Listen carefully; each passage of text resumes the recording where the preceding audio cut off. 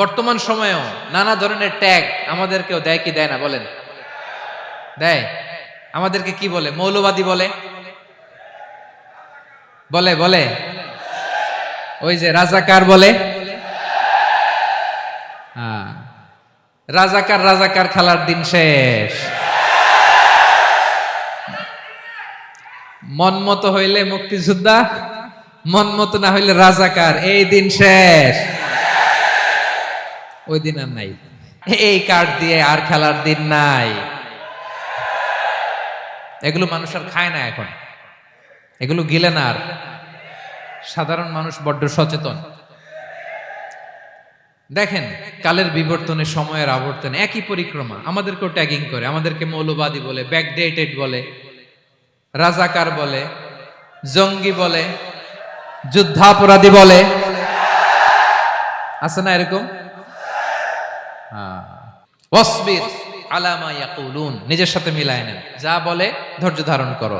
ওয়াহজুরহুম হাজরান Jamila, just ignore them, ভালোভাবে ignore করেন, খালাস, সালাম দিয়ে কেটে পড়েন। তাহলে প্রিয় ভাইরা, এই বিপদ আপদ আমাদের পিছু ছাড়বে না, পিছু ছাড়বে না। আসসালামু আলাইকুম ওয়া রাহমাতুল্লাহি ওয়া বারাকাতুহু। নাহমাদুহু ওয়া নুসাল্লি আলা রাসূলিহিল কারীম। أما بعد فأعوذ بالله من الشيطان الرجيم بسم الله الرحمن الرحيم ولنبلونكم بشيء من الخوف والجوع ونقص من الأموال والأنفس والثمرات وبشر الصابرين الذين إذا أصابتهم مصيبة قالوا إنا لله وإنا إليه راجعون صدق الله العظيم رب اشرح لي صدري ويسر لي أمري ওয়াহলুল উকদাতাম মিন লিসানি ইয়াফকাহু কওলি। মুয়ার ইসলামিক কনফারেন্স 2024-এ আপনারা যারা উপস্থিত হয়েছেন তাদের সবাইকে আমার অন্তরের অন্তঃস্থল থেকে জানাচ্ছি আন্তরিক শুভেচ্ছা এবং মুবারকবাদ। আহলান ওয়া সাহলান ওয়া মারহাবান বিকুম ফি হাযাল লিকা আত-তাইয়িব আল মুবারাক। আমরা শুরুতে আল্লাহ রাব্বুল ইজ্জা ওয়াল জালালের দরবারে শুকরিয়া জ্ঞাপন করছি, যিনি আজকে আমাদেরকে এরকম চমৎকার একটি পরিবেশে, চমৎকার একটি ইসলামিক কনফারেন্সে উপস্থিত হওয়ার সুযোগ করে দিয়েছেন। আমরা সবাই পড়ছি কালিমাতুশ শুকর, আলহামদুলিল্লাহ। আল্লাহ রাব্বুল ইজ্জা ওয়াল জালালের দরবারে শুকরিয়া জ্ঞাপনের পাশাপাশি আমি আজকের প্রোগ্রামের যারা অর্গানাইজিং কমিটি তাদেরকে অন্তরের অন্তঃস্থল থেকে ধন্যবাদ জানাতে চাই, এরকম চমৎকার একটি পরিবেশ, চমৎকার একটি ভেন্যুতে এই ইসলামিক কনফারেন্সের আয়োজন করবার জন্য। সম্মানিত সুধী, আমরা এই পৃথিবীতে খুব অল্প একটা সময়ের জন্য, একটা ট্রানজিট পিরিয়ড কাটানোর জন্য বেসিকলি আমরা এই পৃথিবীতে এসেছি। আমরা কি চিরকাল এই পৃথিবীতে থাকবো বলেন তো? না, একটা ট্রানজিট পিরিয়ডে আমরা এসেছি, আবার চলে যেতে হবে। এই যে আমাদের জীবন, এই জীবনের জন্য বিপদ আপদ, পরীক্ষা, স্ট্রাগল, এটা অনিবার্য, এটা হবেই। বিপদ নাই, কষ্ট নাই, আপদ নাই, অনিশ্চয়তা নাই, স্ট্রাগল নাই, এমন কি কেউ আছে এখানে? কেউ কি হাত তুলে বলতে পারবেন যে হুজুর আমার জীবনে কোনো বিপদ নাই, অথবা আমার জীবনে কোনো দুঃখ নাই, কষ্ট নাই, কোনো স্ট্রাগল নাই, কোনো রিস্ক নাই? এরকম সৌভাগ্যবান কেউ আছেন এখানে? তাহলে জীবনের জন্য পরীক্ষা, এটা অনস্বীকার্য, হবেই হবে পরীক্ষা। পৃথিবীর জীবনটাই এমন, এভাবেই এই লাইফকে ডিজাইন করা হয়েছে। পরীক্ষা থাকবে, এখানে বিপদ থাকবে, এগুলো উত্তীর্ণ হয়ে আপনাকে যেতে হবে।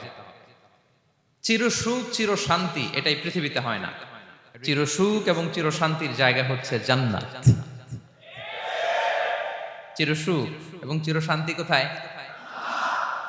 এটা জান্নাতের বৈশিষ্ট্য। চিরসুখ চির শান্তি, টেনশন নাই, ঝামেলা নাই, পরীক্ষা নাই, বিপদ নাই, রিস্ক নাই, স্ট্রাগল নাই, এটা হচ্ছে দ্য ফিচার্স অফ জান্নাত, জান্নাতের ফিচার। কিন্তু সমস্যা বাদে তখন যখন জান্নাতের ফিচার আমরা দুনিয়ায় খুঁজি, যেটা পাবো আমরা জান্নাতে, এটা খুঁজি কোথায়? এই তখনই সমস্যা বাদে। And this is the main problem, এটাই বড় সমস্যা। এই সমস্যার সমাধান কোথায়, এটা নিয়ে আজকে আমি কিছু কথা অ্যাড্রেস করবো ইনশাআল্লাহ। তো তাহলে আসুন শুনি জান্নাতের ফিচার কি। জান্নাতের কমন একটা ফিচার হচ্ছে জান্নাতে there will be no sickness in paradise. জান্নাতে কোনো অসুস্থতা থাকবে না, চিরসুস্থ। সুবহানাল্লাহ পড়েন। চিরসুস্থ, চির সবল, কেউ অসুস্থ হবে না জান্নাতে। জান্নাত হবে অ্যান্টি এইজিং, জান্নাতে বয়স বাড়বে না কারো, চিরযৌবনা, চিরযুবক, অ্যান্টি এজিং। আপনারা জানেন যে বর্তমান পৃথিবীতে অ্যান্টি এজিং ক্রিম পাওয়া যায় না? ক্রিম, কথা বুঝতেছেন? অ্যান্টি এজিং ক্রিম পাওয়া যায়। তারা বলে এই ক্রিম মাখলে চামড়ায় ভাঁজ পড়ে না। এটার দাম দাম আছে কিন্তু অনেক। অ্যান্টি এজিং ক্রিম লাগায়, শ্যাম্পু ইউজ করে, অ্যান্টি এজিং অয়েল আছে, এটা দিলে নাকি চামড়ায় ভাঁজ পড়ে না। ইভেন ভারতের অনেক বড় একজন ব্যবসায়ী মুকেশ আম্বানি, নাম শুনছেন না? যে তার ছেলের বিয়ে হয়ে গেল, তো এই মুকেশ আম্বানির স্ত্রী নীতা আম্বানি, সে কিছুদিন আগে এক বটল গোল্ড ওয়াটার খেয়েছে, gold water, and it's cost $60,000। $60,000 দাম এক বোতল গোল্ড ওয়াটারের। কেন? ফর অ্যান্টি এজিং, যাতে বয়সের ছাপ গালে না থাকে। এখন বলেন, এভাবে কি আমাদের বয়সকে ধরে রাখা সম্ভব এই পৃথিবীতে? সম্ভব না, কারণ এই ফিচারটা দুনিয়ার ফিচার না, এটা জান্নাতের ফিচার। সুবহানাল্লাহ পড়েন।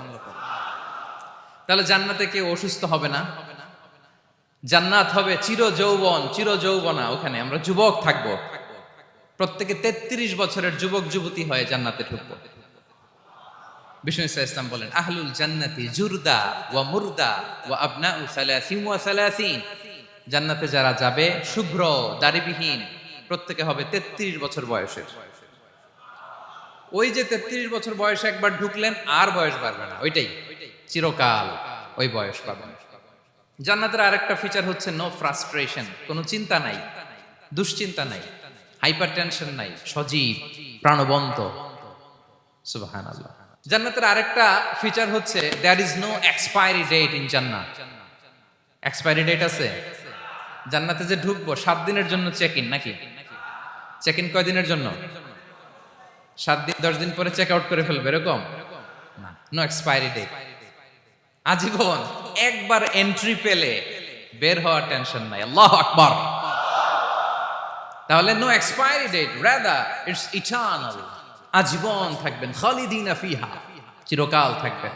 এবং জান্নাতের সবচাইতে গুরুত্বপূর্ণ ফিচার হচ্ছে there will be no death in জান্নাত। জান্নাতে আপনার আর মৃত্যু হবে না, মৃত্যুর বিদায় হবে। তার মানে আপনি অমর হবেন। তাহলে আপনি চির সুস্থ, চির সবল হবেন জান্নাতে, চির যুবক থাকবেন, প্রাণবন্ত থাকবেন, আপনি অমর হবেন, আপনি জান্নাতে মরবেন না। জান্নাতীরা যখন জান্নাতে যাবে, ফেরেশতারা ডেকে বলবে, ইয়া আহলাল জান্নাতি ইন্না লাকুম আন তাসিহু ফালা তাসকামু আবাদা। জান্নাতীরা চিরকাল সুস্থ থাকবা, অসুস্থ হবা না। ইন্না লাকুম আন তাশিব্বু ফালা তাহরামু আবাদা, তোমরা শাবাব থাকবা, বুড়া হবা না। ওয়া ইন্না লাকুম আন তাহইয়াউ ফালা তামুতু আবাদা, চিরকাল বেঁচে থাকবা, মরবা না। এবং সেদিন জান্নাতে মৃত্যু দেয়া হবে, মৃত্যু দেয়া হবে। ইউতাল মাউতু বিকাবশিন আমলাহ, একটা ছাগলের আকৃতিতে মৃত্যুকে আনা হবে। ফায়ুযবাহুল মাউত, মৃত্যুকে জবাই দেয়া হবে। এবার জান্নাতীরা তাকিয়ে থাকবে, ফেরেশতারা বলবে, ইয়া আহলাল জান্নাতি খুলুদুন ফালা মাউত, হে জান্নাতীরা চিরকাল এই জান্নাতে থাকবে। তাহলে জান্নাতের ফিচার পাইছেন? এখন কোন বোকা যদি এই ফিচার দুনিয়ায় খোঁজে, পাবে? পাবে না, কারণ দুনিয়ার ফিচার আলাদা। দুনিয়ার ফিচার কি? এই দুনিয়াতে বিপদ আসবে, কষ্ট আছে দুনিয়াতে, হতাশা আছে, ভয় আছে, অসুস্থতা আছে, বার্ধক্য আছে, এবং এই দুনিয়ার একটা এক্সপায়ারি ডেট আছে না? দ্য ডে ইউ ডাই, যেদিন আপনি মারা যাবেন, এটা আপনার এক্সপায়ারি ডেট, চলে যেতে হবে, চলে যেতে হবে। এই পৃথিবীতে মৃত্যুর অস্তিত্ব আছে, সবকিছু থমকে দিয়ে, আপনাকে চমকে দিয়ে মৃত্যু চলে আসবে, ঠিক কিনা বলেন? তাহলে এগুলো হচ্ছে দুনিয়ার ফিচার। এই দুনিয়াতে বিপদ আপদ, কষ্ট, ঝুঁকি, স্ট্রাগল, বার্ধক্য, অসুস্থতা, এগুলো নিয়ে আমাদেরকে টিকে থাকতে হয়। এটা দুনিয়ার ফিচার, মিলায় ফেললে হবে না। জান্নাতের ফিচার একটা, দুনিয়ার ফিচার আরেকটা। দুনিয়াতে কষ্ট থাকবে, বিপদ আপদ থাকবে, এই দুনিয়ার ফিচারটা আল্লাহ তাআলা কোরআনের একটা আয়াতে খুব চমৎকার ভাবে উল্লেখ করেছেন। সেটা দিয়েই আমি আলোচনা শুরু করেছি। আল্লাহ তাআলা ইরশাদ করছেন, ওয়ালা নাবলুওয়ান্নাকুম বিশাইইম মিনাল খাউফি ওয়াল জু'i ওয়া নাকসিম মিনাল আমওয়ালি ওয়াল আনফুসি ওয়াস সামারাত ওয়া বাশশিরিস সাবিরিন। আল্লাহ তাআলা বলছেন, অবশ্যই অবশ্যই আমি তোমাদেরকে পরীক্ষা করব, ভয় দিয়ে, ক্ষুধা দিয়ে, সম্পদের ঘাটতি দিয়ে, আতঙ্ক দিয়ে, প্রাণনাশ দিয়ে, ফল ফসলের হানি দিয়ে পরীক্ষা করব। কিন্তু এই পরীক্ষায় যারা উত্তীর্ণ হবে, যারা সবর ইখতিয়ার করবে, ওয়াবাশশিরিস সাবিরিন, ধৈর্যশীলদের জন্যই হচ্ছে সুসংবাদ। আলহামদুলিল্লাহ পড়ে। তাহলে সম্মানিত সুধী, আমরা বুঝতে পারলাম এই পৃথিবীর ফিচার হচ্ছে এখানে বিপদ থাকবে, বিপদ ছাড়া কেউ থাকবে না। স্ট্রাগল থাকবে, কষ্ট থাকবে, ঝুঁকি থাকবে, রিস্ক থাকবে, এবং নানা ধরনের বিপদ আপদ দিয়ে আল্লাহ তাআলা আমাদেরকে পরীক্ষা করবেন। এটা মাস্ট, এটা আমাদের মাইন্ডসেটে নিয়ে নিতে হবে। মাইন্ডসেটে এটা ক্লিয়ার থাকতে হবে। চিরসুখ চিরশান্তি এই দুনিয়াতে মিলবে, কোথায় মিলবে তাহলে এটা? তাহলে বিপদ আসবেই, আপদ আসবেই, পরীক্ষা থাকবেই আমাদের জীবনে। তবে ইন্টারেস্টিংলি মজার বিষয় হচ্ছে পরীক্ষাটা এক একজনের এক এক রকম। পুরো পৃথিবীটা একটা পরীক্ষা ক্ষেত্র, কিন্তু কারো প্রশ্নপত্রের সাথে কারো প্রশ্নপত্রের কোনো মিল নাই। সুবহানাল্লাহ। আমার পরীক্ষা একরকম, আপনার পরীক্ষা আরেক রকম, ওই ভাইয়ের পরীক্ষা আরেক রকম, ওনারটা আরেক রকম। সবাই পরীক্ষার্থী, সবাই পরীক্ষার্থী, কিন্তু কারো প্রশ্নপত্রের সাথে কারো প্রশ্নপত্রের কোনো মিল নাই। কারোর জন্য পরীক্ষা হচ্ছে সে খুব অসুস্থ, প্রচন্ড অসুস্থতা, তার জন্য পরীক্ষা। ক্যান্সারের রোগী, দুরারোগ্য ব্যাধি, ডক্টর বলছে 4th স্টেজে চলে আসছে, কয়েক মাস বাঁচতে পারে, এটা তার জন্য পরীক্ষা। আবার কারো দেখবেন যে খুব একটা অসুস্থতা নাই, অসুস্থতার ঝামেলা নাই, কিন্তু তার দারিদ্রতা আছে, তার আর্থিক অনটন, এটা তার জন্য পরীক্ষা। আবার কারো দেখবেন অসুস্থতাও নাই, দারিদ্রতাও নাই, তার দাম্পত্য জীবনের সমস্যা আছে না নাই? অনেকের দেখবেন এগুলো কোনোটাই সমস্যা না, তার ছেলে কথা শোনে না, মাদকাসক্ত। আহা, মাদকাসক্ত, রিহ্যাবে পাঠায়, আবার আসে, আবার গাঁজা খাওয়া শুরু করে, আছে না নাই বলেন? দেখেন তার পরীক্ষাটা আবার আলাদা। অনেকের দেখবেন মেয়ে বাবার কথা শোনে না। আবার অনেকের দেখবেন যে ব্যবসায় সমস্যা, লসের পর লস, লাভ উঠাতে পারে না। তাহলে পরীক্ষা ছাড়া, বিপদ আপদ ছাড়া দুনিয়াতে কেউ নাই, কেউ নাই প্রিয় ভাইরা। এটা আমাদের মাথায় রাখতে হবে। পরীক্ষা আপনাকে দিতেই হবে, পরীক্ষা দিয়ে দিয়েই নিজেকে প্রমাণ করতে হবে। আর এক একজনের পরীক্ষাটা এক এক রকম, কারো পরীক্ষার সাথে কারো পরীক্ষার কোনো মিল থাকবে না। তো মাঝে মাঝে আমরা এটা ভুলে যাই। আল্লাহ তাআলা কালামে পাকে রিমাইন্ডার দিয়ে আমাদেরকে স্মরণ করিয়ে দিতে চান যে এই পৃথিবীতে আসলে তোমরা এসেছো পরীক্ষা দিতে। এটাই জীবনের বড় বাস্তবতা। আমাদের জীবনে যত হতাশা, আমাদের জীবন নিয়ে যত অভিযোগ, আমাদের মনে যত কষ্ট, আমাদের হৃদয়ের ভেতরে যত অস্থিরতা, তার মূলে হচ্ছে এই সমস্যা যে আমরা ভুলেই গেছি আমরা পরীক্ষা দিতে আসছি।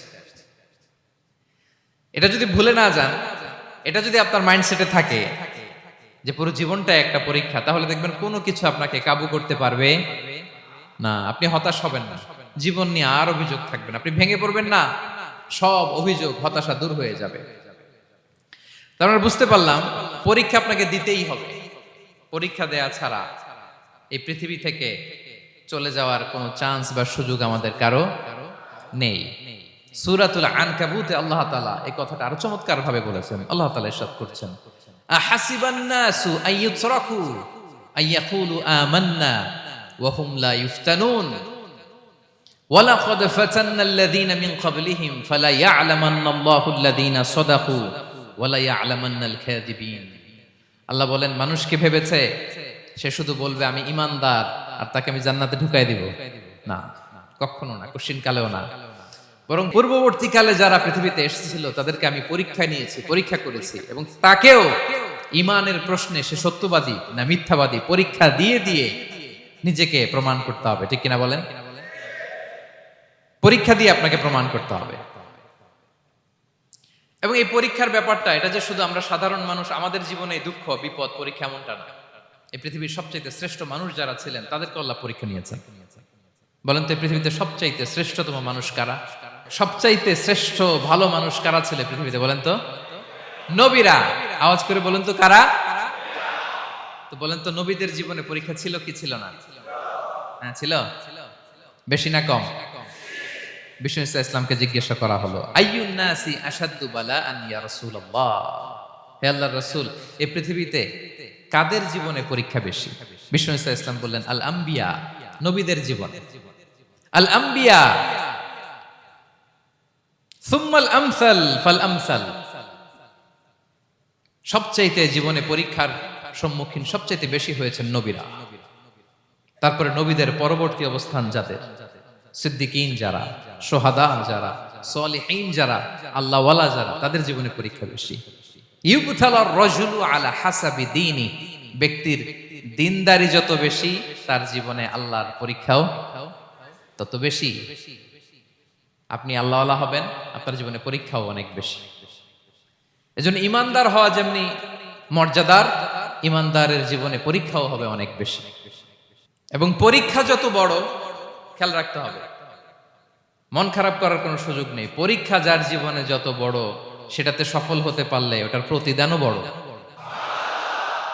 পরীক্ষা যত বড়, এটাতে সাকসেস হইতে পারলে এটার রিওয়ার্ডও তত বড়। বিষ্ণু ইসলাম বলেন, ইযামুল জাযাই মাআ ইযামিল বালা, বালা যত বড় জাযাও তত বড়, প্রতিদানও তত বড়। আপনারা নবীদের জীবনে যদি খেয়াল করেন, দেখবেন যেই নবীর জীবনে পরীক্ষা যত বেশি, সেই নবীর জীবনে সফলতাও তত বেশি।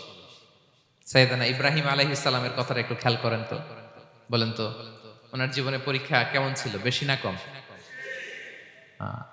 ওনার জীবনের পরীক্ষা থেকেই তো আমরা এই শব্দটা ব্যবহার করি, আমরা বলি অগ্নি পরীক্ষা। কি বলি? মানে আগুনে নিক্ষেপ করা হয়েছে সাইয়েদনা ইব্রাহিম আলাইহিস সালামকে, তাও স্বাভাবিকভাবে না, উলঙ্গ করে, ন্যাকেট করে ওনাকে অপমানিত করবার জন্য ওনার গায়ের জামা কাপড় খুলে উলঙ্গ অবস্থায় আল্লাহর খলিল সাইয়েদনা ইব্রাহিম আলাইহিস সালামকে অগ্নিকুণ্ডে নিক্ষেপ করা হয়েছিল। এরকম এক্সপেরিয়েন্স এই অডিটোরিয়ামের ভেতরে আমাদের কখনো হয়েছে? তাইলে সাধারণ মানুষের জীবনের পরীক্ষা আর নবীদের জীবনের পরীক্ষার মধ্যে পার্থক্য আছে না নাই? ওই পরীক্ষায় উনি পাশ করে ফেললেন। ৮৬ বছর পর্যন্ত আল্লাহর কাছে দোয়া করলেন, আল্লাহ আমাকে একটা নেককার সন্তান দাও। আল্লাহ সন্তান দেয় না।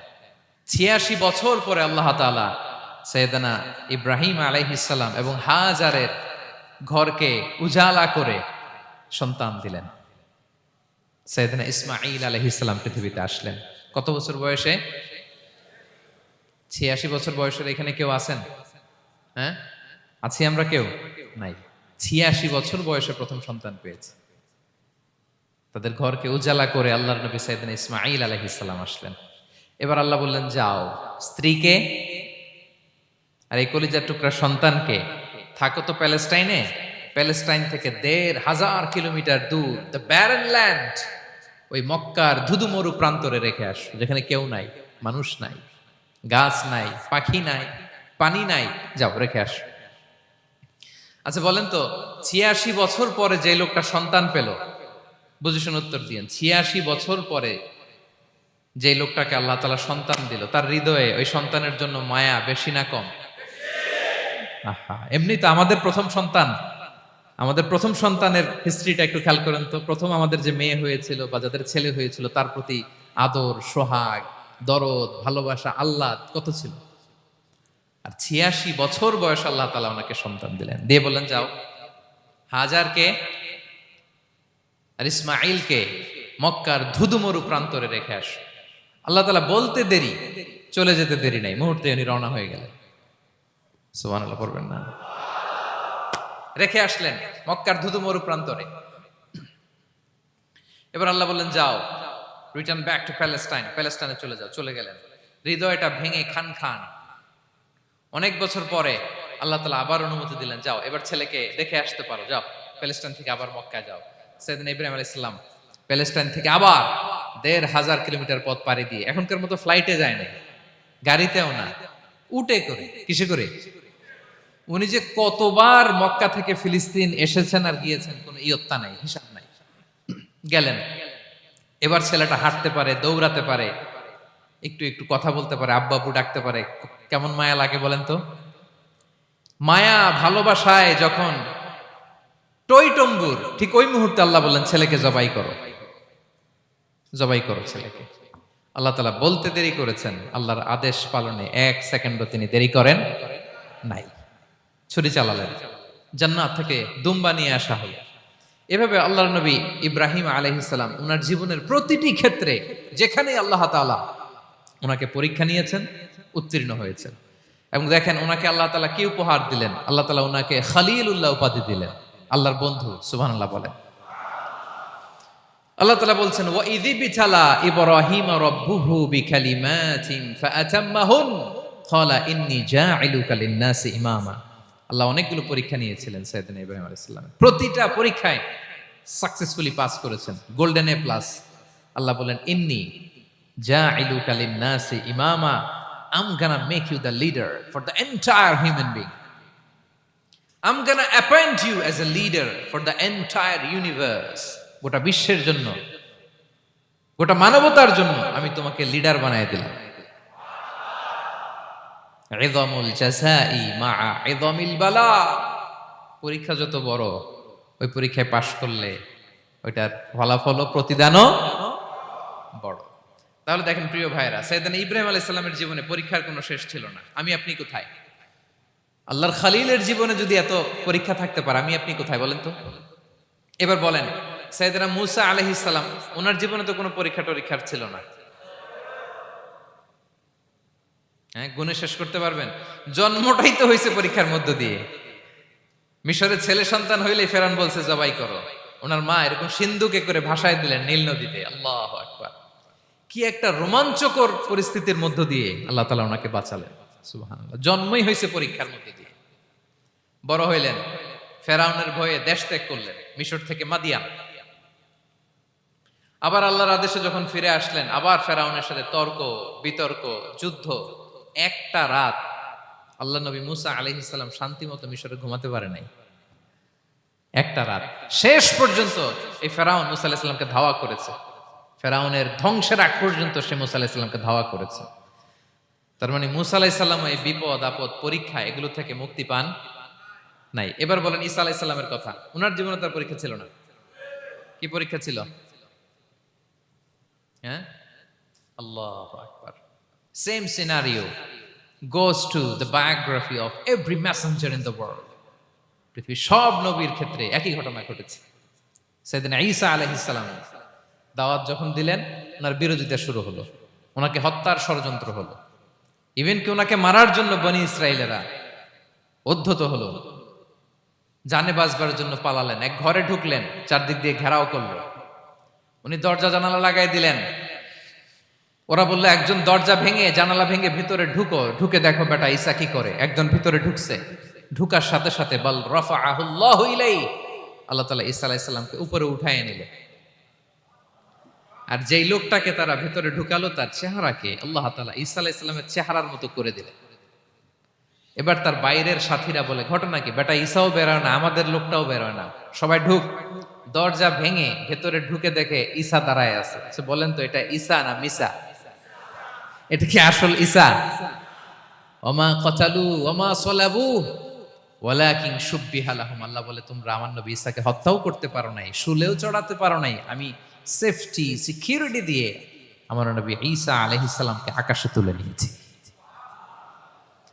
তাহলে ওনার জীবনে পরীক্ষার শেষ ছিল না। এবার যদি আমরা বিশ্বনবী সাল্লাল্লাহু আলাইহি ওয়াসাল্লামের জীবনের দিকে তাকাই, ওনার জীবনটা দেখেন তো। আমাদের পেয়ারা নবী বিশ্বনবী মুহাম্মদুর রাসূলুল্লাহ সাল্লাল্লাহু আলাইহি ওয়াসাল্লাম, ওনার জীবনে কি স্ট্রাগল ছিল? স্ট্রাগল। মাক্কি জীবনের কথা যদি একটু খেয়াল করেন, দেখেন তো 3 বছর শিয়াবে আবি তালেবে জেল কেটেছেন, না খেয়েছিলেন। ওনার বংশের লোকেরা প্রথমে ছাগল খেয়েছে, ছাগলগুলো যখন শেষ, ছাগলের চামড়াগুলো শুকিয়ে ওইটা খাইছে। গাছের পাতা ছাল এগুলো খেয়ে খাবারের অভাবে বেহুশ হয়ে পড়ে থাকতো তারা। না খেয়ে, না খেয়ে কয়দিন ছিলেন আপনি? আমি কয়দিন ছিলাম না খেয়ে? মনেই তো পড়ে না, না খেয়েছিলাম কিনা কোনোদিন। এ হচ্ছে মাক্কি জীবন। মেন্টালি প্রেসার দেয়া হয়েছে। বিশ্বনবীর চাচা আবু লাহাব তার দুই ছেলে উতবা আর উতাইবা, এদের সাথে বিয়ে দিয়েছিলেন দুই মেয়ের। যখন দাওয়াত দেওয়া শুরু করলেন, দুই মেয়েকে ডিভোর্স দিয়ে দিল। দেখেন, একটা বাবার জন্য প্রাপ্তবয়স্কা মেয়েকে যখন উঠায় নেয়ার আগে ডিভোর্স দেয়, তার মানসিক অবস্থাটা কেমন থাকে বলেন? মেন্টালি প্রেশারাইজ করা হয়েছে, ফিজিক্যালি হ্যারাস করা হয়েছে। বিষ্ণু ইসলাম যখন নামাজে দাঁড়াতেন, উটের পচা নারী ভুড়ি বিষ্ণুনবীর কাঁধে চাপিয়ে দেওয়া হতো। আপনার জীবনে এরকম ঘটছে কখনো? আপনি নামাজ পড়তেছেন, উটের পচা নারী ভুড়ি আপনার কাঁধে চাপিয়ে দেওয়া হয়েছে। কয়দিন হয়েছে এরকম? কয়দিন হয়েছে? হ্যাঁ, তারপরে তো আলহামদুলিল্লাহ বেরোয় না মুখ দিয়ে। কেমন আছেন হুজুর কোয়েন না, বেশি একটা সুবিধার না, তাই না? বেশি একটা একটু মিলাবেন। কতটুকু পরীক্ষা আমরা দিয়েছি। তায়েফে গেলেন বিশ্বনবী, তায়েফে গেছিলেন জমির বায়না দিতে, তাই না? জমি কিনবে তায়েফে। তায়েফবাসীদেরকে জাহান্নামের আগুন থেকে বাঁচাতে গিয়েছিলেন, নিজের জন্য না। সেখানে তায়েফের ছেলেরা পাথর মেরেছে বিষ্ণু ইসলামের গায়ে। এত শুভ্র দেহ ছিল, চেহারা ছিল, বিষ্ণুবীর গা দিয়ে ঝরঝর করে রক্ত ঝরেছে। ফিজিক্যাল হ্যারাসমেন্টের শিকার হয়েছেন বিষ্ণু ইসলাম। যখন যেদিন বিষ্ণু ইসলামকে হত্যার ষড়যন্ত্র করা হলো, আল্লাহ তাআলার আদেশে তিনি মক্কা থেকে মদিনায় হিজরত করলেন। মদিনাতে যে একটা রাত, সপ্তম হিজরির আগ পর্যন্ত শান্তিতে ঘুমাতে পারেন নাই। তিন দিকে তিন ইহুদি বসতি, বনু কাইনুকা, বনু নদীর, বনু কুরাইজা। আহা, খাওয়ার মধ্যে বিষ মিশিয়ে দেয়া হয়েছিল বিষ্ণু ইসলামের। বাজুর, খাসির বাজুর রান পছন্দ করতেন। এক ইহুদি মহিলা বিষ্ণু ইসলামের ওই রানের মধ্যে বিষ মিশিয়ে দিয়েছিল। ওই বিষের যন্ত্রণায় মৃত্যুর আগ পর্যন্ত বিশ্বনবী কাতরাতেন, এবং উনি ইন্তেকালের সময় ওই বিষের ব্যথা যন্ত্রণাতে ইন্তেকাল করেছেন। বিশ্বনবীর ইন্তেকালটা শাহাদাতের ইন্তেকাল ছিল। বিষ্ণু ইসলাম বলেছেন, ওই যে খায়বার এলাকার ওই মহিলা যে আমার খাবারে বিষ মিশিয়েছিল, সেই বিষের যন্ত্রণা, বেদনা, কষ্ট আমি অনুভব করছি। খেয়ে না খেয়ে দিন প্রচারের কাজে নিজেকে দিয়েছ বিলিয়ে, তায়েফের কাফিরেরা চিনল না সে আলো, দুষ্ট ছেলেদের পিছু দিল লেলিয়ে। পাথরের আঘাতে ক্ষত বিক্ষত হয়ে সারা শরীর থেকে রক্ত ঝরে। হে রাসূল তোমাকে ভুলি আমি কেমন করে, হে রাসূল তোমাকে ভুলি আমি কেমন করে। হাজার ব্যথা বেদনার পরে ফিরে আসনি তুমি আপন ঘরে, দিনের আলো তুমি ছড়িয়ে দিতে চলে গেলে মদিনায় মক্কা ছেড়ে। হে রাসূল তোমাকে ভুলি আমি কেমন করে, হে রাসূল তোমাকে ভুলি আমি কেমন করে। ঠিক কিনা বলেন?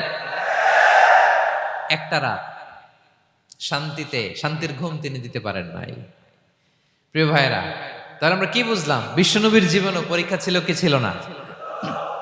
আমাদের উপায় আছে? আমরা বাঁচতে পারবো এই বিপদ আপদ পরীক্ষা ঝঞ্ঝাল থেকে? বাঁচতে চাইলেও বাঁচতে পারবো?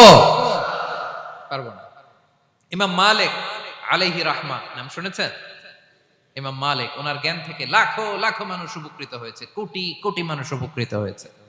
মদিনার রাস্তায় রশি দিয়ে ওনাকে টেনে হিচড়ে এক এলাকা থেকে আরেক এলাকায় নিত জালেম বাদশারা। ইমাম মালিক আলাইহি রাহমা। ইমাম আহমদ ইবনে হাম্বল, ওনাকে বেত্রাঘাত করা হতো, চাবুক দিয়ে পেটানো হতো। আমাদের মাযহাবের ইমাম আল ইমাম আল আযম আবু হানিফা আলাইহি রাহমা, ওনাকে কারাবন্দী করা হয়েছিল। তার মানে দেখেন, যত বড় বড় স্কলার, যত বড় বড় মাশায়েখ, এমনকি আম্বিয়া আলাইহিমুস সালাম, ওনারাও পরীক্ষা বিপদ আপদ থেকে রেহাই পান পাইছে? তাহলে আপনি আর আমি পাবো? বলেন তো। তাহলে এটা আমাদের ব্রেইনে গেঁথে নিতে হবে যে জীবন মানেই এখানে বিপদ থাকবে, পরীক্ষা থাকবে, স্ট্রাগল করে করে আমাকে আগাতে হবে। কেউ আমার জন্য রেড কার্পেট বিছিয়ে রাখবে না। এই জীবনটা বড় জটিল। This is life, how it's design. এভাবেই পৃথিবীকে ডিজাইন করা হয়েছে। এখানে বিপদ আছে, কষ্ট আছে। এই পরীক্ষা দিয়ে দিয়ে আপনাকে উত্তীর্ণ হতে হবে। বুঝতে পেরেছেন প্রিয় ভাইরা? নাও দ্য কোশ্চেন আরাইজ, এখন প্রশ্ন হচ্ছে কেন আল্লাহ এই পরীক্ষা নেন? কেন আল্লাহ তাআলা সূরা মুলকে বলেছেন এই পৃথিবী সাজানোর, এই জীবন মৃত্যুর এই খেলা, এটার উদ্দেশ্যটাকে আল্লাহ তাআলা স্পষ্ট করে বলেছেন, আল্লাযী খালাকাল মাউতা ওয়াল হায়াতা লিয়াবলুয়াকুম আইয়ুকুম আহসানু আমালা। জীবন মৃত্যু দিয়ে তোমাদের জীবনকে সাজানো হয়েছে এজন্য, যাতে করে তিনি তোমাদের পরীক্ষা করতে পারেন। কি করতে পারেন? তোমাদের মধ্যে কে সৎকর্মে অগ্রগামী, কে কাজে ভালো, আমলে ভালো, এটা দেখার জন্য। বেসিকলি আল্লাহর দেখার প্রয়োজন নাই, আমাদেরকে দেখানোর জন্য এই পরীক্ষার আয়োজন। আমি ভালো করবো না খারাপ করবো এটা আল্লাহ জানে না? তো ওনার পরীক্ষা করা লাগে কেন? কথা বলেন। আমি জান্নাতি না জাহান্নামী এটা আল্লাহ জানেন না? বেসিকলি আমাদেরকে জানানোর জন্য এই পরীক্ষার আয়োজন। কাদেরকে জানানোর জন্য? মানে তুমি জেনে যাও তুমি জান্নাতি না জাহান্নামী। আমি ভালো করেই জানি। একটা ছোট্ট উদাহরণ দিলে বুঝতে পারবেন প্রিয় ভাইয়েরা। ধরেন আল্লাহ তাআলা দুইজনকে সৃষ্টি করলেন। উদাহরণস্বরূপ একজনের নাম আব্দুল্লাহ আর একজনের নাম আব্দুর রহমান। সৃষ্টির পরে আব্দুল্লাহকে বললেন, আব্দুল্লাহ আমি জানি তুমি পৃথিবীতে 50 বছর হায়াত পাইতা, খুব ভালো কাজ করতে, তুমি দুনিয়াতে অনেক ভালো কাজ করতে, এটা আমি আগেই জানি, আমার অসীম জ্ঞান বলে আমি আগে থেকেই জানি। তো যাও, তোমার এইমাত্র সৃষ্টি করলাম, যাও তুমি জান্নাতে ঢুকে যাও, কারণ আমি জানি তুমি জান্নাতি হবে। আচ্ছা, আর আব্দুর রহমান তুমি পৃথিবীতে খুব খারাপ কাজ করতে, এটা আমি জানতাম, তোমারে পাঠাইলে খারাপ কাজ করবা, তুমি সীমা লঙ্ঘন করবা, অন্যায় করবা, অপরাধ করবা, তুমি জাহান্নামী হবা, যাও। যেহেতু আমি জানি পরীক্ষার আর দরকার নেই, তোমারে জাহান্নাম দিয়ে দিলাম, যাও ঢুকে যাও। আব্দুল্লাহ ঠিকই জান্নাতে ঢুকে যাবে, আব্দুর রহমান কি ঢুকবে? ঢুকবে। সে বলবে, আল্লাহ এইমাত্র আমারে বানাইলেন, এইমাত্র আপনি আমাকে সৃষ্টি করলেন, সৃষ্টি করেই বলতেছেন তুমি জাহান্নামে যাও, আর বলতেছেন আমি জানি দুনিয়াতে পাঠালে তুমি খারাপ কাজ করবা, তুমি জাহান্নামী হবা, পাঠানোর আর কি দরকার, আগে থেকে জাহান্নামে যাও। আল্লাহ আপনি জানলে জানতে পারেন, আমি তো জানি না। ঠিক কিনা বলেন? সে বলবে, না আল্লাহ আপনি ভুল বলতেছেন, এই দুনিয়াতে পাঠাইলে আমি খুব ভালো কাজ করতাম, আমি সীমা লঙ্ঘন করতাম না, নামাজ পড়তাম, রোজা রাখতাম, হজ করতাম, যাকাত দিতাম, সাদাকা করতাম, চ্যারিটি করতাম, জনকল্যাণকর সব ভালো কাজগুলো আল্লাহ আমি করতাম। এজন্য আল্লাহ তাআলা পরীক্ষার আয়োজন করেছেন, যাতে করে তুমি জেনে যাও যে পৃথিবীতে তুমি কি করেছো। এখন আর আল্লাহকে এক্সকিউজ দেওয়ার সুযোগ নেই। আচ্ছা বলেন তো, আবু জাহেলকে যদি আল্লাহ এখন কিয়ামতের দিন বলে, Abu Jahl go to the hell fire, Abu জাহেলের কিছু বলার সুযোগ আছে? কারণ ও দুনিয়াতে কি করে আসছে এটাও জানে না। ফেরাউনকে ডেকে যদি আল্লাহ বলে, ফেরাউন তুমি জাহান্নামে যাও, go to the hell fire, ওর কি কোনো এক্সকিউজ দেওয়ার সুযোগ আছে? বলেন, সুযোগ আর আছে? কারণ তুমি দুনিয়াতে কি করেছো তোমার চেয়ে ভালো কেউ আর জানে। তা পৃথিবীতে এই পরীক্ষার এই আয়োজনের সবচাইতে বড় উদ্দেশ্য হচ্ছে যাতে করে আমরা দেখে যাই যে আমরা কি কাজ করছি। কেউ যখন পরীক্ষা দেয় প্রিয় ভাইরা, ওই পরীক্ষায় কত পাবে তার একটা হিসাব আছে না? বলেন, আপনি গণিত পরীক্ষা দিয়ে আসছেন, যে 100তে 100 পাবে সে বলতে পারে আমার সব অঙ্ক হয়েছে, ঠিক কিনা বলেন? আর যে লাড্ডু গুড্ডু বুঝছেন তো, কিছুই পারে নাই, ঘোড়ার ডিম, তারও একটা হিসাব আছে যে সে কিছুই লিখে আসতে পারে নাই। তাই পৃথিবীতে এই পরীক্ষার আয়োজনের প্রধানতম কারণ হচ্ছে যাতে করে আমরা বুঝে যেতে পারি যে আমরা কোথায় যাব, জান্নাতে না জাহান্নামে। প্রিয় সুধী, এ পর্যায়ে আমরা জানবো এই যে পরীক্ষা আল্লাহ তাআলা নিচ্ছেন আমাদেরকে, এই পরীক্ষায় সফল হওয়ার মূল মন্ত্র কি। কোরআনে বিভিন্ন আয়াতে এই পরীক্ষার কথা বলা হয়েছে এবং এই পরীক্ষার সফলতার মূল মন্ত্রও কোরআনে ঘোষিত হয়েছে। আলহামদুলিল্লাহ বলেন। যে আয়াত দিয়ে আমি শুরু করেছি এই আয়াতে আল্লাহ তাআলা বলেছেন, ওয়াবাশশিরিস সাবিরিন, নবী হে ধৈর্যশীলদেরকে আপনি সুসংবাদ দিন, ধৈর্যশীলদেরকে সুসংবাদ দিন। তার মানে বিপদে ধৈর্য ধারণ করতে হবে প্রিয় ভাইরা। ইন্নামাস সাবরু ইনদা সাদামাতিল উলা। বিপদে আমরা অনেক সময় প্যানিক হয়ে যাই, অস্থির হয়ে যাই, কি করব, হতাশ না, মুমিনরা হতাশ হয় না, ধৈর্য ধারণ করে। কি করে? কি করে? ধৈর্য ধারণ করার শক্তি দাও গো মেহেরবান আমায়, দাও গো মেহেরবান। পড়েন, ধৈর্য ধারণ করার শক্তি দাও গো মেহেরবান আমায়, দাও গো মেহেরবান। সবাই বলুন একসাথে, ধৈর্য ধারণ করার শক্তি দাও গো মেহেরবান আমায়, দাও গো মেহেরবান। বুকের ভেতর ব্যথার নদী বইছে অবিরাম, বইছে বইছে অবিরাম। পড়ুন, ধৈর্য ধারণ করার শক্তি দাও গো মেহেরবান আমায়, দাও গো মেহেরবান। পড়েন আমিন। আল্লাহ যেন বিপদে আমাদেরকে ধৈর্য ধারণ করার তৌফিক দান করে। প্রিয় ভাইয়েরা, ধৈর্য এটা এমন একটা গাছ যে গাছের সারা গায়ে কাটা, কিন্তু এই গাছের ফলটা বড় সুস্বাদু। আই রিপিট, আমি আবারও বলছি, ধৈর্য এটা এমন একটা গাছ যে গাছের সারা গায়ে কাটা, কিন্তু ফলটা বড় মিষ্টি, ফলটা বড় সুস্বাদু। সবাই ধৈর্য ধারণ করতে পারে না। বিষ্ণু ইসলামকে আল্লাহ তাআলা নানা সময় আশ্বস্ত করেছেন, সান্ত্বনা দিয়েছেন, আর ধৈর্যের বাণী শুনিয়েছেন। আল্লাহ বলেন, ফাসবির কামা সবারা উলুল আজমি মিনার রসুল। নবী হে, আপনার আগে দৃঢ় প্রত্যয়ী নবীরা যেরকম ধৈর্য ধারণ করেছে, আপনিও ধৈর্য ধারণ করুন। সূরাতুল মুজাম্মিল আল্লাহ তাআলা বলছেন, ওয়াসবির আলা মা ইয়াকুলুনা ওয়াহজুরহুম হাজরান জামিলা। ওরা যাই বলুক, আপনি ধৈর্য ধারণ করুন, ওদের কথাকে ইগনোর করুন। Just ignore what they are saying to you. যা বলে আপনি জাস্ট ইগনোর করেন। ওরা বিষ্ণু ঈসা ইসলামের মনোবলকে ভেঙে দেওয়ার জন্য কখনো বিষ্ণু ঈসা ইসলামকে কবি বলে গালি দিত। কবি কি বলতো? শায়ের। কখনো বলতো মজনুন, পাগল। নাউজুবিল্লাহ পড়বেন না? পাগল বলে গালি দিত। মাঝে মাঝে বলতো কাহিন, গণক। মাঝে মাঝে বিষ্ণু ঈসা ইসলামকে তারা বলতো আবতার, লেস কাটা। মুহাম্মদ, তোমার ছেলে নাই, তোমার বংশ নির্বংশ হয়ে গেছে, তোমার নাম নেয়ার মতো কেউ নাই। আহা, কপাল পোড়া। গোটা বিশ্বব্যাপী বিষ্ণু ঈসা ইসলামের সুনাম সুখ্যাতি ছড়িয়ে দিয়েছে কে? আকাশ বাতাস মাড়িয়ে, সাত আকাশ ছাড়িয়ে আল্লাহর আরশ পর্যন্ত আল্লাহ তাআলা বিষ্ণু নবীর সুনাম সুখ্যাতিকে সুউচ্চ করেছেন। ঠিক কিনা বলেন?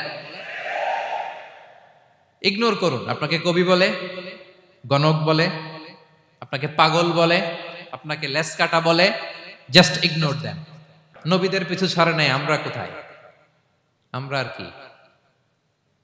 বিপদ আমাদেরকে ধৈর্য ধারণ করতে হবে, মনোবল হারাইলে হবে না। দেখেন বিশ্বনবী কিভাবে আপনাদেরকে সান্ত্বনা দেয়। বিশ্বনবী বলেন, আজাবান লি আমরিল মুমিন। মুমিনের ব্যাপারটা বড় আশ্চর্যজনক। ফাইন্না আমরাহু কুল্লাহু লাহু খাইর। মুমিনের জীবনে যা ঘটে সবটাই খাইর, সবটাই কল্যাণ। ইন আসাবাতহু সাররাউ শাকারা ফাকানা খাইরাল্লাহ ওয়া ইন আসাবাতহু দাররাউ সাবারা ফাকানা খাইরাল্লাহ। মুমিনের জীবনে যদি সুখ আসে তাহলে মুমিন শুকরগুজার হয়, এটা তার জন্য ভালো। আর যদি মুমিন জীবনে দুঃখ আসে তাহলে সে সবর ইখতিয়ার করে, এটাও তার জন্য ভালো। সুবহানাল্লাহ। তাহলে দেখেন, আমরা হয় সুখে থাকি নয় দুঃখে থাকি। ঠিক কিনা বলেন? তাহলে সুখের সময় আমরা শুকর করি। কি করি? শুকরগুজার হই। শুকরিয়া করাও একটা ইবাদত। শুকরিয়া করাও কি? আর দুঃখের সময় আমরা সবর করি। সবর করাটাও একটা। তাহলে আমাদের পুরো জীবনটাই ইবাদত, পুরো জীবনটাই। সুখের সময় শুকর আর দুঃখের সময় সবর। আওয়াজ করে বলেন, সুখের সময় শুকর আর দুঃখের সময়। এই দুই ইবাদত মুমিন জীবনে চলমান, কন্টিনিউয়াস, একটা উইন উইন সিচুয়েশন। কি বলেন? উইন উইন হয়ে গেল না? যেই পরিস্থিতিতেই থাকে আমাদের জন্য লাভ। আল্লাহু আকবার। তাহলে প্রিয় ভাইরা, এটাই জীবনের বাস্তবতা। সবর আমাদেরকে ইখতিয়ার করতে হবে, হতাশ হওয়া যাবে না। অনেকে আমরা অল্পতে হতাশ হই। এই যে আমরা ধৈর্য ধারণ করছি, এর ফল পাচ্ছি না। দীর্ঘ 1.5 যুগ 1.5 দশক ধরে ধৈর্য ধারণ করছেন না আপনারা? এখন মুক্তি, স্বাধীনতা, বিজয় এনে দিয়েছে কে? ধৈর্য ধারণ করুন। ধৈর্যের যে ফলাফল এটা বড় মিষ্টি।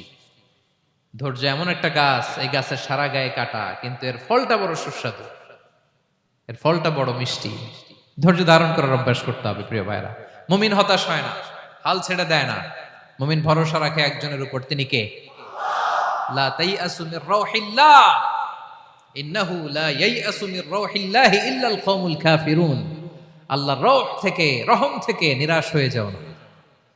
কাফির ছাড়া, অকৃতজ্ঞ ছাড়া কেউ আল্লাহর রহ থেকে, আশা থেকে নিরাশ হয় না।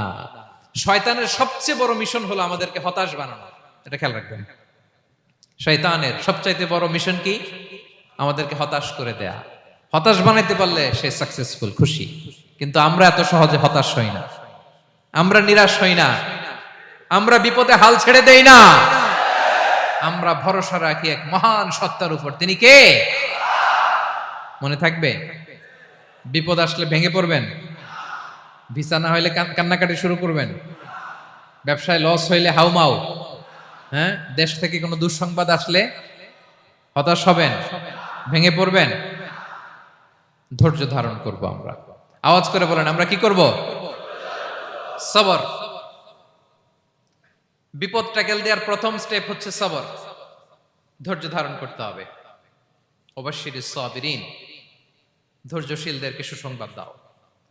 বিপদ থেকে বাঁচার দ্বিতীয় স্টেপ হচ্ছে এই বিপদ থেকে উত্তরণের চেষ্টা করতে হবে, কন্টিনিউয়াস প্রচেষ্টা চালিয়ে যেতে হবে। ওয়াল্লাযীনা জাহাদু ফিনা লানাহদিয়ান্নাহুম সুবুলানা, যারা আমার রাস্তায় চেষ্টা করে, প্রচেষ্টা করে, স্ট্রাগল করে, তাদেরকে আমি পথ দেখিয়ে দেই, সুবুল দেখিয়ে দেই, ওয়ে আউট দেখায় দেই, এক্সিট দেখায় দেই।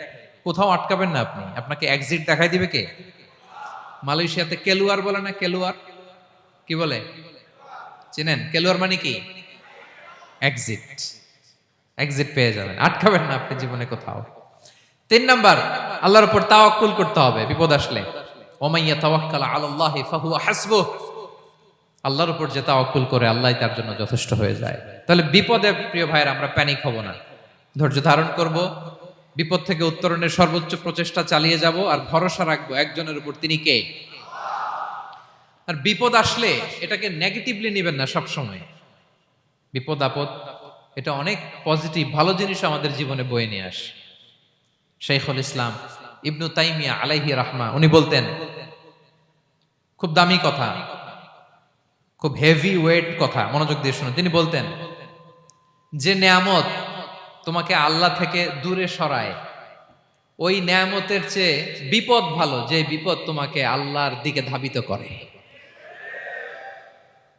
আই রিপিট, আমি আবারও বলি, যে নাজ নেয়ামত তোমাকে আল্লাহ থেকে দূরে সরিয়ে দেয়, সে নাজ নেয়ামতের চেয়ে ওই বিপদ আপদ ভালো, যে বিপদ আপদ তোমাকে আল্লাহর কাছে টেনে নেয়।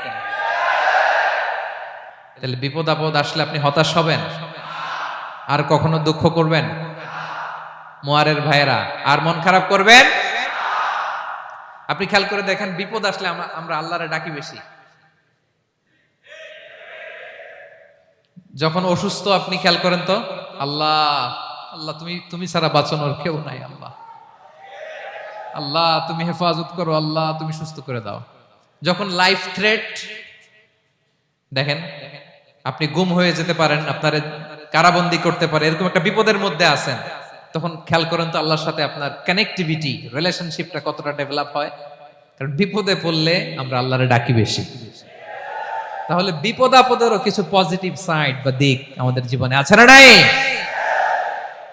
অনেক পজিটিভ দিক আছে, কয়েকটা শেয়ার করি। 1 নাম্বার, আল্লাহ 1 নাম্বার পজিটিভ সাইড তো বললাম, ইমাম ইবনু তাইমিয়া যেটা বললেন। এরপরে হচ্ছে মাঝে মাঝে আল্লাহ তাআলা আমাদের মর্যাদাকে আপগ্রেড করতে চায়, এলিভেট করতে চায়। আপনি ধরেন কোন একটা এয়ারলাইন্সের রেগুলার প্যাসেঞ্জার টিকিট কাটেন, মাঝে মাঝে হঠাৎ করে দেখবেন কাউন্টারে গেলে তারা বলে, you are upgraded to business class, অথবা you are upgraded to first class. যেহেতু রেগুলার প্যাসেঞ্জার, অনেক মাইলস জমা হয়েছে, আপগ্রেড করে দেয়। আল্লাহ তাআলা মাঝে মাঝে চায় তিনি আমাদের মর্যাদাকে, র্যাঙ্ক, এটাকে আপগ্রেড করবেন। কিন্তু আমার যে আমল আখলাকের অবস্থা, ওইটা দিয়ে ওই আপগ্রেড র্যাঙ্কে যাওয়ার সুযোগ নাই। বুঝতেছেন কথা? আল্লাহ চায় আমার লেভেল একটু আপ করতে, কিন্তু আমার আমলের যে অবস্থা এতে আমি ওখানে যাই না। তখন আল্লাহ কিছু বিপদ আপদ দিয়ে পরীক্ষা দিয়ে বান্দাকে টেস্ট করে। ওই পরীক্ষায় যদি উত্তীর্ণ হন, সাথে সাথে আল্লাহ তাআলা আপনার লেভেল বা র্যাঙ্ক আপগ্রেড করে দেয়। সুবহানাল্লাহ পড়বেন না? তাহলে লাভ না লস? আওয়াজ করে বলেন, লাভ না লস? মুমিন জীবনের সব লাভ। যত বিপদ আপদ আপনাকে স্পর্শ করে প্রতিটাতেই আপনার জন্য কল্যাণ। বিষ্ণু ইসলাম বলেন, মা ইউসিবুল মুসলিমা মিন নাসাবিন ওয়ালা ওয়াসাবিন ওয়ালা হাম্মিন ওয়ালা হুজনিন ওয়ালা আযান ওয়ালা গাম্মিন হাত্তা শাওকাতি ইউশাকুহা ইল্লা কাফারাল্লাহু বিহা খাতায়া। আপনার জীবনে যত দুঃখ, যত যন্ত্রণা, যত টেনশন, যত অ্যাংজাইটি, যত ইনজুরি, এমনকি গোলাপ ফুল পাড়তে যে ওখানে যে কাটা বাঁধছে, বড়ই খেতে যে বড়ই গাছে ওঠার পর যে একটা কাটা বিঁধছে আপনার হাতে, এর কারণে আল্লাহ তাআলা আপনার গুনাহ মাফ করে দেয়। সুবহানাল্লাহ। তাহলে বিপদ আপদ দিয়ে আল্লাহ বান্দার মর্যাদাকে আপগ্রেড করে। বিপদ আপদে ফেলে আল্লাহ তাআলা বান্দার পাপ মোচন করে। বিপদ আপদ দিয়ে আল্লাহ তাআলা বান্দার শাস্তি মওকুফ করে। এমন পাপ করছেন এটার জন্য শাস্তি বরাদ্দ হয়ে গেছে, কিন্তু আল্লাহ তাআলা ওই শাস্তি থেকে মাঝে মাঝে আপনাকে বাঁচাতে চায়, তখন কিছু বিপদ দিয়ে বান্দারে পরীক্ষা করে। উত্তীর্ণ হলেই আল্লাহ তাআলা ওই শাস্তিকে মওকুফ করে দেয়। তাহলে আসুন সামারি করি, পুরো আলোচনাটার সামারি করি।